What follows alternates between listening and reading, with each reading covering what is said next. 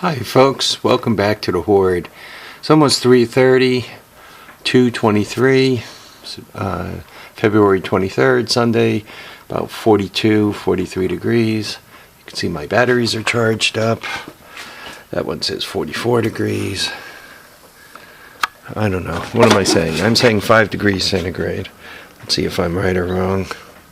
45 on that. 7 degrees centigrade. Alright, I haven't learned my numbers very well yet. What am I up to today? Well, before we discuss this mess, the first thing I had to do, got my path going here.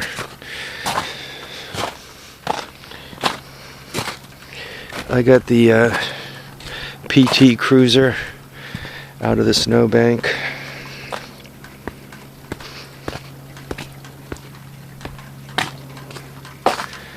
See that? That's what the car looks like. So it could, I could start it and move it around if I have to. And I had to chisel a path through here. You can see the little divots. Right? Got to make sure the garage closes properly, because if it doesn't, it lets cold air in, and then bad things happen to the plumbing. It freezes. So got that done. Got up here to the garage, and it seems that last night, kind of knocked off early. You guys probably noticed that. Went over to a buddy's house, and this buddy got laid off 9 months ago. So, same company I work for. So he and I got together, and his wife mixed up some concoction of coconut rum and orange juice with mango juice and a little bit of seltzer, and boy, they were great. They were great. I was smart enough to stop after my third. He went all the way to 5. So by the time I left, he was like, do you want me to help pour him into bed? I mean, he was pretty, excuse the expression, shit-faced. Anyway, I got home and, took a little while this morning to get the old fine focus fixed. So, not recommended behavior. Those fancy mixed drinks, they go down easy, but boy, they leave a little trouble behind. Anyhow, you guys could see I started putting this together. This is the rear end, eBay. I don't recall what I paid for this. I typically like to pay somewhere around $75. Oh, as I bend over. I mean, rolls nice and easy. Brakes work, Here, let's see if I could show you.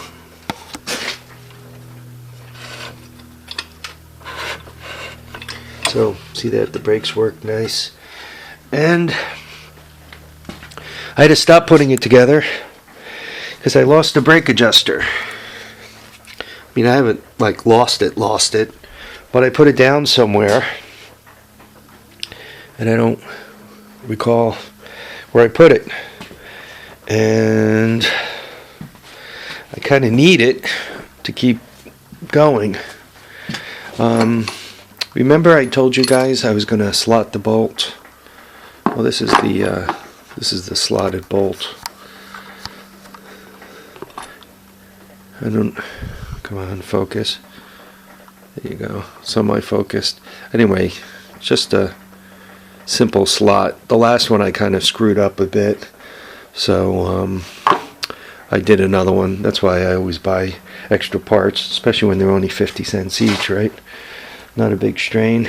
And I wish I knew where I put that adjuster down, because if I had it in my hot little hands, I can finish putting this rear end in, slam a set of tires on this thing, and I'd be able to roll it around.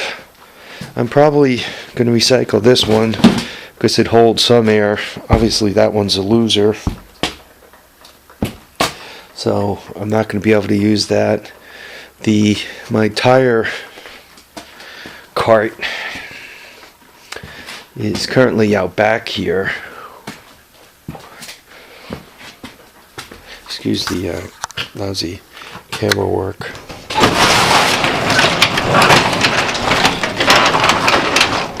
So I'm going to have to dig that out and dig through, find a decent set of tires to put on it, and need to change the front tire too. That one's not holding air either. Yeah, I just want to get it so that it's rollable. I'm able to move it around. It is just a wicked pain in the butt to have to drag these, and when the tires don't roll and some of them are flat, it's just horrible to move them. So I want to get it to the point where it can move without too much pain. So that's been my day, digging through the snow, getting this rear end put on. I mean, she rolls nice, and once again the brake works. That cable's even good, so the foot brake's going to work. I normally, you guys know most of my bikes, the brakes normally don't work very well on them. Kind of consider them an extra component. On three-wheelers you can always downshift if you got to slow down or stop, so that's normally what I do. Alright folks, I'm going into search mode because I really do need that, or I got to go find another one somewhere to put this bike back together, and I kind of want to keep this thing moving along. Thanks for watching, commenting, subscribing. Just quickly, my son Kevin. I thought that him passing out, no big deal. And I mean, there's nothing wrong with him. He's at work today. But he said he was kind of hungover after he passed out. And that's not a good sign. That means that it could have been a seizure. Normally, if you pass out and you wake up and you fainted, it's no big deal. But when you feel kind of a hangover, that means it could be a seizure, which means it's got to be checked into much more closely. So his mother's making arrangements for him to go see a doctor. He's not very good about seeing doctors. He's a little bit like me. But he's going to have to go, and they're going to have to figure out what's wrong with him, because you can't have that, right? God forbid you pass out while you're driving, or you pass out and you're on top of a flight of cement steps or something. You could really do some real damage to yourself. And quite honestly, if it's seizures, a lot of times if you're having seizures, every time you pass out and wake up, you kind of lose a little bit of your mental acuity. So you don't want that to happen either, right? You don't need to become, none of us need to become dumber than we already are. So, and he definitely doesn't need that. All right, folks, I'll keep you informed on that, whatever becomes of it. Hopefully, once again, the doctors check him over and tell him there's nothing wrong with him. He's fat, he's lazy, lose some weight, get some exercise, get moving. Hopefully that fixes him. Okay, folks, thanks for watching, commenting, subscribing. We'll catch you on the next episode of The Horde.